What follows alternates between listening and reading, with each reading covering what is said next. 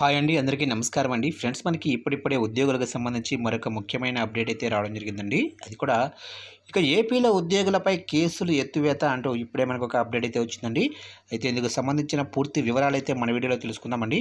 Video మాత్రం ఎక్కడ skip చేయకుండా చూడండి ఫ్రెండ్స్, అప్పుడే మనకి పూర్తి సమాచారం అయితే తెలుస్తుంది. ఇక లేట్ చేయకుండా వివరాల్లోకి వెళ్ళిపోదాము. ఫ్రెండ్స్, అదొక చిన్న రిక్వెస్ట్ ఫ్రెండ్స్, ఇంతవరకు మన ఛానల్ని ఇంకా ఎవరైతే సబ్స్క్రైబ్ అయితే చేసుకోలేదో సబ్స్క్రైబ్ అయితే చేసుకోండి. ఎందుకంటే గవర్నమెంట్కి సంబంధించి ఇలాంటి ముఖ్యమైన అప్డేట్స్ ఎప్పటికప్పుడు మీకు తెలియజేస్తూ ఉంటాను. లేట్ చేయకుండా టాపిక్లోకి వెళ్ళిపోదాము. ఇక ఏపీలో సంచలనం చోటు చేసుకుంది. వైసీపీ హయాంలో సిపిఎస్ను రద్దు చేయాలని కోరుతూ రాష్ట్ర వ్యాప్తంగా ప్రభుత్వ ఉద్యోగులు ఉపాధ్యాయులు చేసిన ఆందోళన గురించి తెలిసిందే. ఇక 2 ఏళ్లకు పైగానే వారు ఉద్యమించారు. ఈ నేపథ్యంలో సుమారు 4200 మందిపై కేసులు నమోదయ్యాయి. ఒక్కొక్కరిపై 10 కేసులు కూడా నమోదైన వారు కూడా ఉన్నారు. అయితే తాజాగా ఏపీలో కూటమి ప్రభుత్వం ఈ కేసులను ఎత్తివేస్తున్నట్లు అసెంబ్లీ వేదికగా ప్రకటించింది.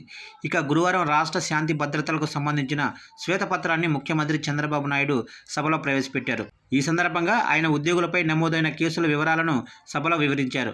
వారిపై అన్యాయంగా కేసులు పెట్టారని, కొందరిపై 402 కేసులు పెట్టగా మరికొందరిపై ప్రభుత్వ ఆస్తుల విధ్వంసాలకు సంబంధించిన కేసులు పెట్టారని, మరికొందరిపై 144 సెక్షన్ ఉల్లంఘించిన నేరానికి కూడా కేసులు పెట్టారు.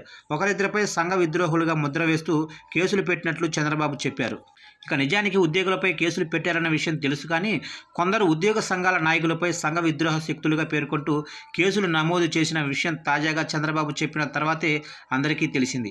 అయితే ఆయా కేసులను అన్నిటినీ ఎత్తివేస్తున్నట్లు చంద్రబాబు ప్రకటించారు. ఇక దీనికి సంబంధించిన విధి విధానాలపై త్వరలోనే జీవో విడుదల చేస్తున్నట్లు తెలిపారు.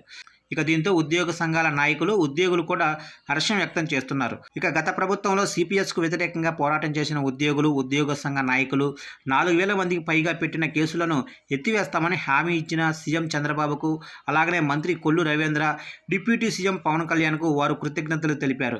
అదేవిధంగా ఉపాధ్యాయ సంఘాల నాయకులు కూడా సర్కారుకు కృతజ్ఞతలు తెలిపారు. ఇక సిపిఎస్ అనే పెన్షన్ విధానాన్ని 2004లో కేంద్ర ప్రభుత్వం తీసుకొచ్చింది. దీనిని రాష్ట్రాలు అమలు చేయాలని చెప్పింది. అప్పట్లో అమలు చేశారు. అయితే దీనివల్ల తాము నష్టపోతామని, కాబట్టి ఓల్డ్ పెన్షన్ స్కీమును తీసుకురావాలని అప్పటి నుంచి ఉద్యోగులు ధర్నాలు, నిరసనలు వ్యక్తం చేస్తున్నారు.